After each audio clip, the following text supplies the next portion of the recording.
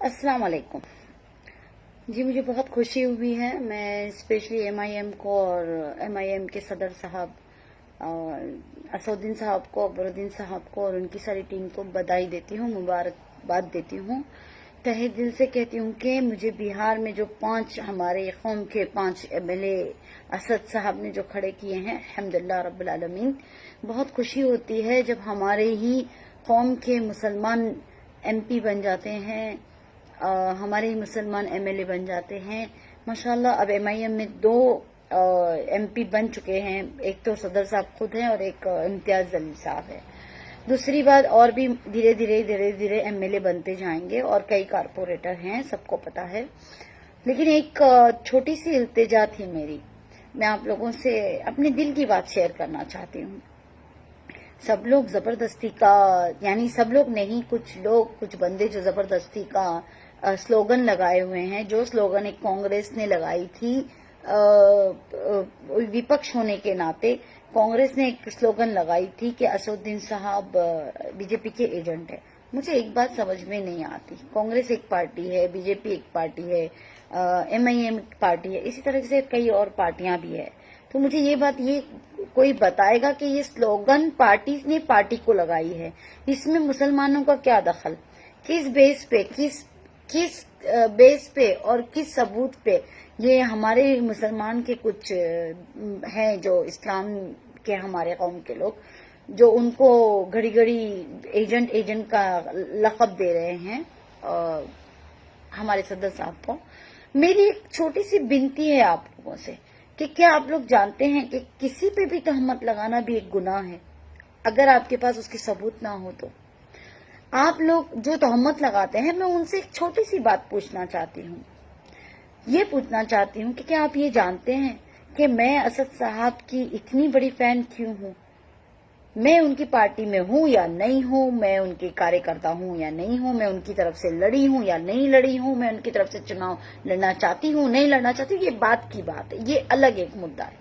लेकिन कभी भी इंसान को एक तरफ से ये सोचना चाहिए कि पूरे हिंदुस्तान में अगर सबसे ज्यादा इंटेलिजेंट और नॉलेजेबल और एजुकेशन की दुनिया का माहिर कोई था अगर हिंदुस्तान में, तो वो थे डॉक्टर बाबा साहेब आम्बेडकर।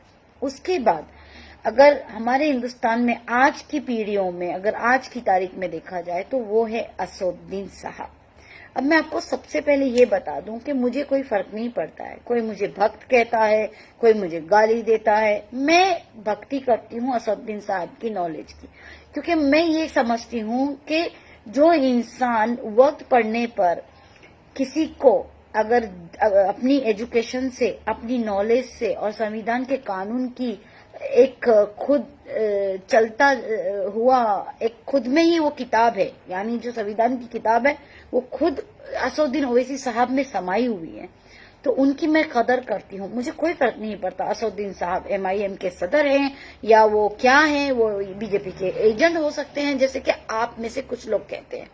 मैं आप लोगों से एक बात कहना चाहती हूँ, रसूल सल्लल्लाहु अलैहि वसल्लम के भी कुछ हदीसें आप जानते होंगे और 1400-1450 साल पुराना हमारा इतिहास भी आप जानते हैं। हमें अगर हमेशा से नुकसान हुआ है तो मुसलमानों को ही मुसलमानों से नुकसान हुआ है।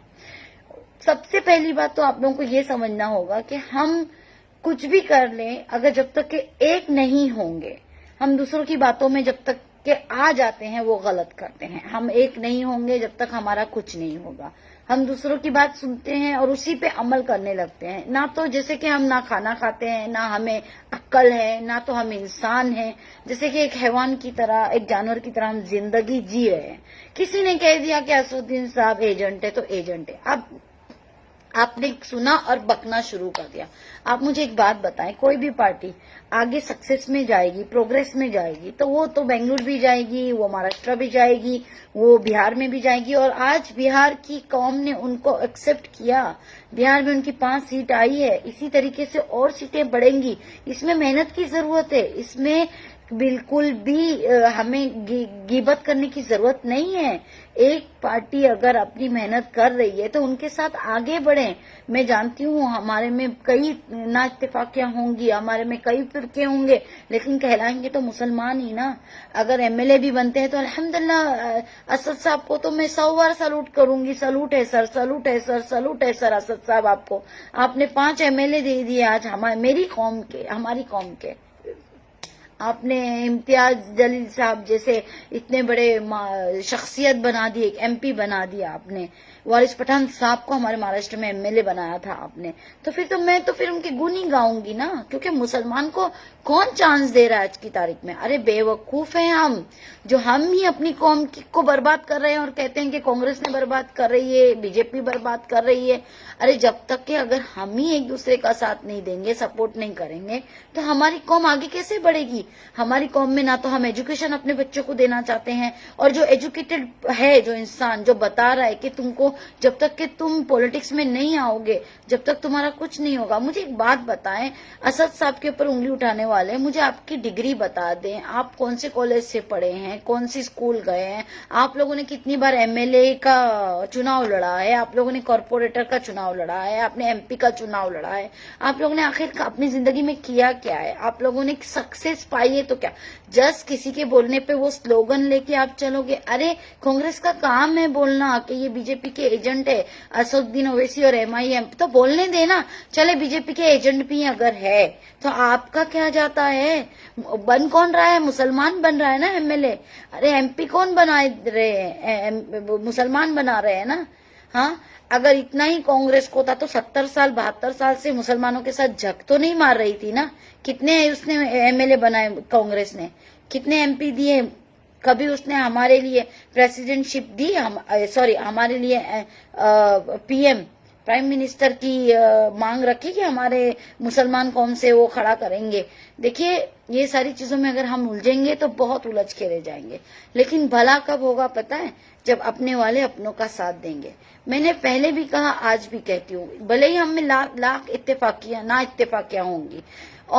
और एक बात आपसे कहना चाहती हूँ, ना इत्तेफाकियों के साथ साथ असद साहब ने बाढ़ आने पे बारिश में कुछ नहीं किया, ये नहीं किया, वो नहीं किया। अरे भाई कुछ नहीं किया, और जब कर भी रहे हैं तो कहते हैं दिखावा कर रहे हैं, बस एक फैमिली को 10,000 दे रहे हैं, बस एक फैमिली को 12,000 दे रहे हैं। अरे मेरी एक बात तो सुन लीजिए, बाढ़ आने से ये अल्लाह की तरफ का तूफान था।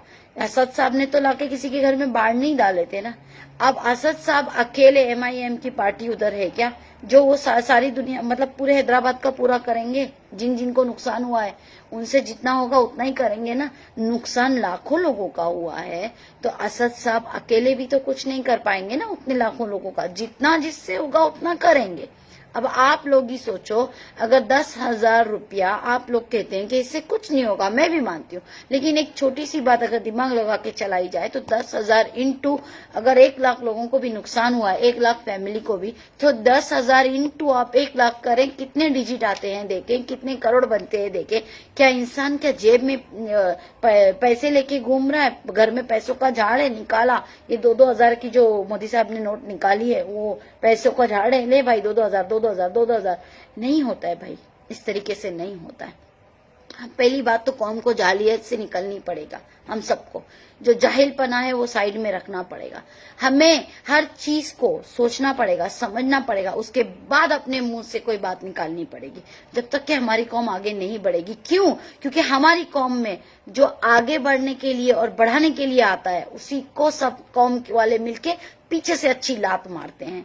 अरे एक साथ हो जाओ ना, कब होंगे एक साथ? एक ही सवाल है मेरा, कब होंगे एक साथ? पिछले कई साल से मैं भी चिल्ला रही हूँ, एक साथ हो जाओ, एक साथ हो जाओ। एक बार पूरे लोग एक प्लेटफॉर्म पे आ जाओ ना, फिर देखो कि कैसे हिंदुस्तान में मुसलमान की इज्जत होती है, कैसे लोग मुसलमान को इज्जत देते हैं। खुद की गलती और जाके असद साहब को ठोको, असद साहब के नाम पे गालियां दो, असद साहब को बुरा बोलो। अरे भाई बोलने से पहले अपनी हैसियत भी तो देख लो कि तुम कितने पढ़े लिखे हो, तुम किसको बोल रहे हो। खुद जिसमें किताब बसी है, जो खुद एक आंख बंद करके भी इनको पूछ लेंगे कि ये संविधान की चीजें, उनको खुद को मालूम है। میں زیادہ آپ لوگوں سے کچھ نہیں کہہ سکتی. میں مہربانی کر کے اگر آپ لوگوں کو میری باتوں کا برا لگا ہو تو مجھے معاف کر دینا, لیکن گالی دینا بھی چاہتے ہیں تو دے سکتے ہیں, لیکن اپنی قوم کے بندوں کو اگر کوئی سیٹ ملی ہے تو مبارکباد بنتا ہے. کانگریچولیشن. اور اسد صاحب آپ جو کر رہے ہیں شاید ہی میں بھی کر پاؤں گی.